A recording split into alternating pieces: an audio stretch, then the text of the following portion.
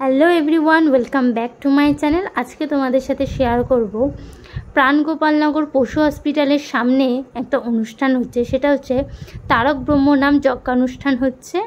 সেখানে বিশ্ব মানবের কল্যাণ কামনায় এই দ্বিতীয় বছর এখানে 4 প্রহর ব্যাপী যজ্ঞানুষ্ঠান করা হচ্ছে। তো তোমরা যারা যারা প্রসাদ গ্রহণ করতে ইচ্ছুক, আজকে মানে 14ই জুলাই এবং আগামী 15ই জুলাই মানে সোমবার তোমরা অবশ্যই এখানে এসো এবং প্রসাদ গ্রহণ করো। এখানে আগামীকাল মানে 15ই জুলাই সোমবার এখানে মহোৎসব হবে। দুপুরবেলা তোমরা প্রসাদ গ্রহণ করতে পারবে। যারা যারা ইচ্ছুক এখানে আসার অবশ্যই তোমরা এসো। আর নবদ্বীপে যারা থাকো তারা তো অবশ্যই এসো। ঠিকানাটা আরও একবার বলে দিচ্ছি, পশু হসপিটালের সামনে কালী মন্দিরের মাঠে।